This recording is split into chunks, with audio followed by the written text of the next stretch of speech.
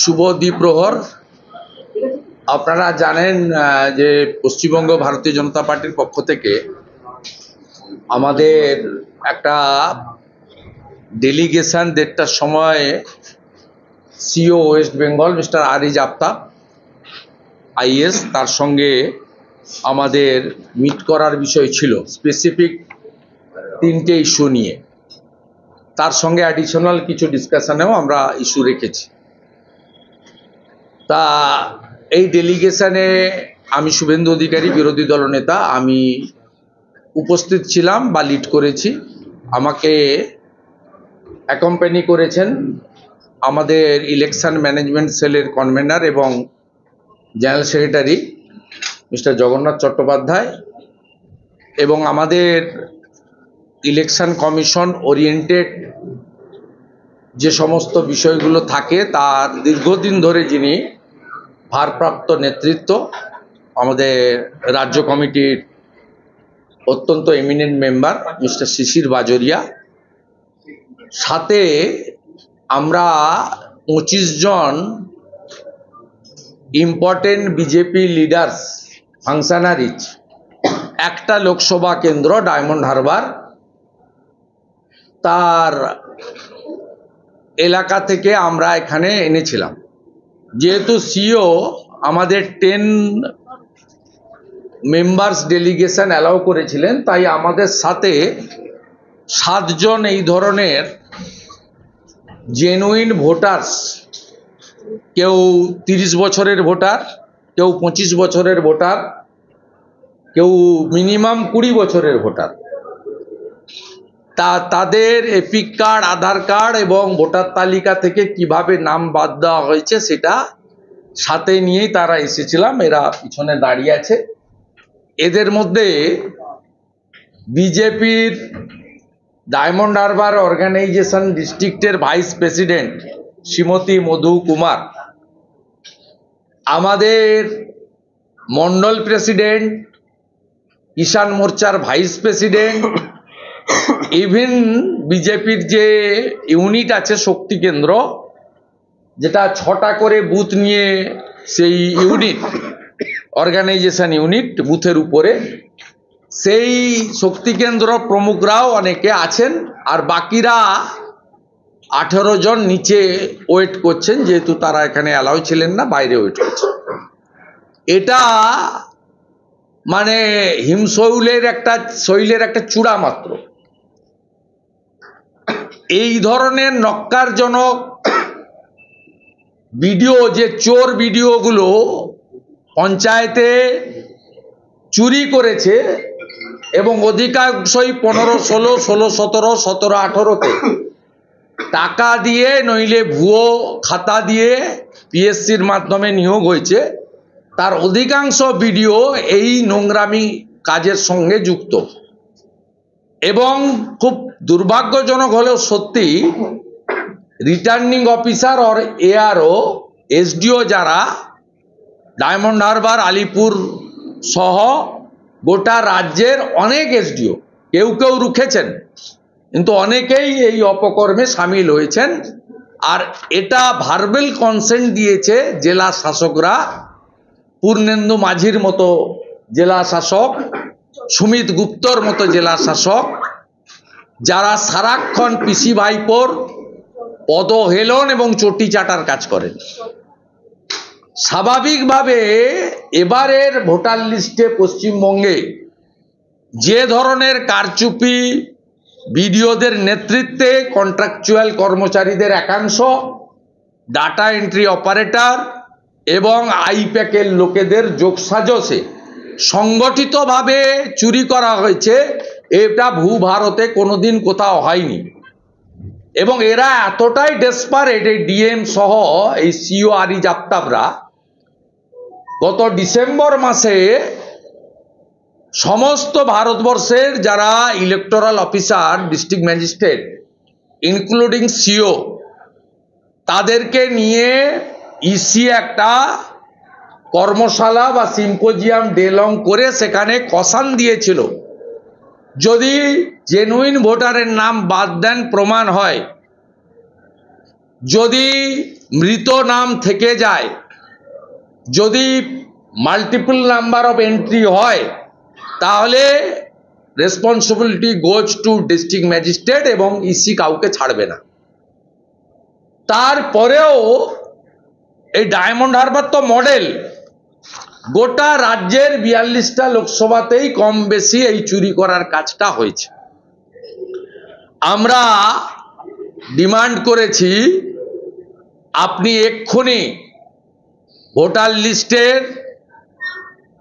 এই genuine voter যাদেরকে politically বাদ দেওয়া হয়েছে ইনক্লুড করার ব্যবস্থা করুন। সবাই আবেদন করবে না, আপনার দায়িত্ব।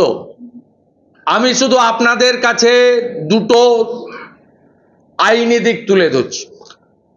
1960 সালে জনপ্রতিনিধিত্ব আইনে section 23 inclusion of the electoral খুব ক্যাটেগরিক্যালি বলা আছে যে কোনো জেনুইন ভোটারকে তুমি ভোটাধিকার থেকে বঞ্চিত করতে পারো না। 1960-এর লোকসভায় পাস হওয়া আইনের সেকশন 23। সেকেন্ড থিং, আমার নাম আপনি বাদ দেওয়ার জন্য কমপ্লেন করতেই পারেন। ফর্ম 7 তাতে কি আছে? তাতে বিডিও বা তার নিযুক্ত যে অফিসার হিয়ারিং যিনি করবেন, যাকে পাওয়ার ডেলিগেট করা আছে, তাকে নোটিশ করতে হবে আমাকে, এবং আমাকে সশরীরে উপস্থিত থাকতে হবে। আপনারা সেকশন 7 এর নোটিশ পেয়েছেন? পেয়েছেন? বলুন। না পাইনি। চোর মমতা শুধু চাকরি চুরি, কয়লা চুরি, বালি চুরি, গরু চুরি, রেশন চুরি করেনি, চোর মমতা ভোটারও চুরি করেছে। বলুন, আপনার পরিচয় বলুন। আমার নাম বোমকেশ কয়ার, আমি মন্ডল কিষাণ প্রেসিডেন্ট। আমার ভোটার কোন মন্ডল কিষাণ প্রেসিডেন্ট? কোন ব্লক? কলতা থানা মন্ডল কিষাণ মোর্চার প্রেসিডেন্ট। কতদিন ভোট দিচ্ছেন? এপিক কার্ড দেখান। 95 সালের ভোটার। 95 সালের আমার ভোটার। দেখুন দেখুন, হোয়াট ইজ দিস? এটা কোন পশ্চিমবঙ্গ? আপনি নাম বলুন। আমার নাম সুকান্ত প্রামাণিক, কলতা 4 নম্বর। আপনি এপিক দেখান, কতদিন ভোট দিচ্ছেন? দেখুন, আমার এই নামটা ডিলিট করা হয়েছে ভোটার কার্ড থেকে। আর পূর্ব মামাটি মানুষ। আমার আগের যে ভোটার লিস্ট ছিল, এখানে দেখুন সুকান্ত প্রামাণিক, আমি জীবিত আছি। আর এখানে আমার নামটা ডিলিট করা হয়েছে। সবথেকে বড় কথা, ভোটার লিস্টই আমি নিয়ে এসেছি আপনাদের দেখানোর জন্য। বলুন দিদি, বলুন। আমি মাধু কুমার, আমি এবার কত সালের ভোটার বলুন? আমি আধার কার্ড দেখান, এপিক দেখান। 96 থেকে কি করেছে দেখুন। আমি এবারে জেডপি 66 এর প্রার্থী ছিলেন পার্টি। এমনকি আমি পঞ্চায়েত মেম্বারও ছিলাম 2013 তে। আচ্ছা, আমি রবীন্দ্রনাথ মন্ডল। আমি টকশো করবেন নাকি গণনার দিন আপনারা? আইডেন্টি কার্ডেই আমার নাম্বার বিপুল জয় তৃণমূলের। দেওয়া হয়েছে। এটা নিয়ে কটা টকশো হয় আমি দেখতে চাই। যারা লিখেন রাম মন্দিরের পক্ষে, যে আমাদের সংবিধান ধর্মনিরপেক্ষ, তারা কালকে কি নিউজ করে দেখতে চাই। এটা কোন সংবিধানে আছে? 95 সাল থেকে ভোট দেওয়া লোক, তার ভোটাধিকার কেড়ে দেওয়া হয়েছে, তার বিরুদ্ধে ফর্ম 7 জমা করা হয়নি, নোটিশ করা হয়নি। এটা কোন সংবিধানে লেখা আছে? এর বাইরেও দুটো ডিমান্ড আমাদের আছে। এই অফিসে আরিজ আফতাব সাহেব 6 বছর আছেন, তিনি থাকবেন কি থাকবেন না, ইসি উইল ডিসাইড। আমাদের কিছু থাকলে আমরা ইসিকে জানাবো।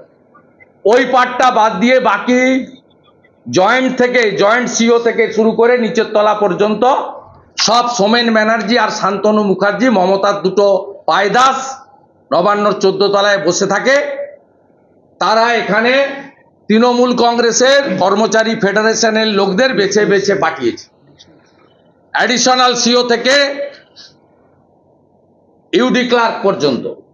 আমরা 4th গ্রেডের লোকদের বিরুদ্ধে আমাদের কোনো অভিযোগ নেই। এখানে পাঠিয়েছে। আমরা বলেছি পশ্চিমবঙ্গে তৃণমূল কংগ্রেস প্রভাবিত কর্মচারী ফেডারেশনের কোনো মেম্বারকে এই অফিসে রাখা যাবে না। যদি আগে না সরান, ভোট ঘোষণার পরে কি কোন পদ্ধতিতে সরাতে হয় ভারতীয় জনতা পার্টি সেটা জানে, এবং আমরা এক্সট্রিম লিমিট অবধি যাব। থার্ড পয়েন্ট হচ্ছে, ইলেকশন কমিশন ডিসেম্বর মাসে এবং জানুয়ারি মাসে পরপর দুটো অ্যাডভাইসারি পাঠিয়েছে। এখন তো অর্ডার হয় না, এমসিসি চালু হলে ম্যান্ডেটারি অর্ডার আসে, ডাইরেকশন। অ্যাডভাইসারিকে সব সময় সব স্টেট গভর্নমেন্ট ওবে করে চলে। ইলেকশন কমিশনের advisory means it's a order, কিন্তু এই স্টেটে অ্যাডভাইসারিকে মানা হয় না। প্রথম ইলেকশন কমিশন বলেছে এর আগে নির্বাচনে অভিযুক্ত যে কোনো আইএস আইপিএস বা পুলিশ আধিকারিক বা সিভিল অ্যাডমিনিস্ট্রেশনের লোক যাকে ইলেকশন কমিশন কোনো না কোনো অভিযোগের ভিত্তিতে সরিয়েছে তাকে রাখা যাবে না। প্রথম ডিজিপি পোস্টিং করেছেন আপনি, যিনি কলকাতা পুলিশ কমিশনার থাকাকালীন ইলেকশন কমিশন যাকে সরিয়েছে, প্রথম ডিজিপি করেছেন আপনি, ভুল প্রথম। দ্বিতীয়, বীরভূমের ডিএম পূর্ণেন্দু মাঝি থেকে ডিআইজি মুর্শিদাবাদ থেকে অসংখ্য আমরা উদাহরণ দেব যে যাদেরকে আপনি ইলেকশনের কমিশনের গাইডলাইনকে বুড়া আঙুল দেখিয়ে পোস্টিং দিয়েছেন, প্রতিদিন পোস্টিং দিচ্ছেন। সাথে সাথে আপনার PD Baruipur police district, Sundarban police district, হেনা তেনা এপাং ওপাং ঝপাং এগুলো কেউ মানবে না।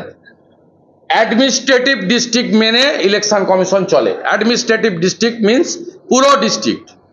তাতে আপনি বারুইপুর পুলিশের অফিসারকে আপনি রায়দিঘি পোস্টিং করে বলছেন সুন্দরবন পিডিতে আছে, পাশে তাকে জয়নগরে আনছেন, বলছেন বারুইপুর পিডিতে আমি ট্রান্সফার করলাম।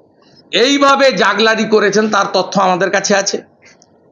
লাস্ট যেটা আমরা এই প্রসঙ্গে বলেছি যে পুলিশ ওয়েলফেয়ার বোর্ডকে পলিটিক্যালি ইউজ করে লাটবাগানে একটি রাজনৈতিক সমাবেশ করে পুলিশকে ক্যাডারে পরিণত করে তাদেরকে দিয়ে ভোটের দিনের আগে পর্যন্ত যে যে কাজ অপকর্ম আছে, কেস পাওয়ার, অ্যারেস্ট, ওয়ারেন্ট এক্সিকিউশন, মিছিল মিটিংয়ের পারমিশন দেওয়া, বাধা দেওয়া, যত রকমের অপকর্ম নির্বাচন ঘোষণা চলাকালীন হবে সেগুলো করানোর ব্যবস্থা হয়েছে।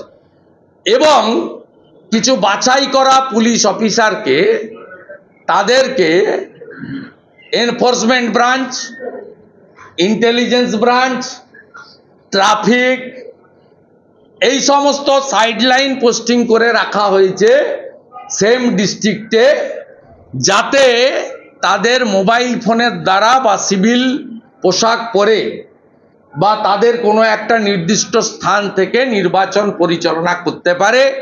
ইতিমধ্যে 200-র বেশি এই ধরনের তথ্য আমরা জমা পেয়েছি, আমরা জমা দিচ্ছি না। এমসিসি চালু হলে ওটা আমরা দেব। তাই misuse of the police administration এবং অ্যাডভাইসারিকে বুড়া আঙ্গুল দেখানো, এ বিষয়ে আমরা সতর্ক করেছি সিওকে যে আপনি যদি আর্লি মর্নিং এখন ব্যবস্থা নেন ফুল বেঞ্চ এলে সেখানেও বলবো, এমসিসি চালু হলেও বলবো। সাগরদিঘি এবং ধূপগুড়িতে আপনার হাতে কিছু ছিল না, অবজারভারদের হাতে ছিল। আমরা সাগরদিঘি এবং ধূপগুড়ির মতো কে জিতেছে কে হেরেছে আমরা বলবো না। ওই ইলেকশনে আমাদের কোনো অ্যালিগেশন ছিল না। এবং central force, police observer, general observer এবং আমাদের ফাইন্যান্সিয়াল অবজারভার, এদের রোলও এক্সট্রাঅর্ডিনারি ছিল। আমরা কিন্তু এবারে সেটা করাবো, এটা বলে এসেছি মিস্টার আরিজ আফতাবকে। বাকি উনার 6 বছর থাকার জন্য ওনার বিষয়ে যে বক্তব্য আছে আমরা আজকে এখানে বলছি না, এটা ইসির ফুল টিম এলে সেখানে আমরা বলবো। আর ইন অ্যাডিশন যদি কিছু থাকে সুমন্তদা বলছি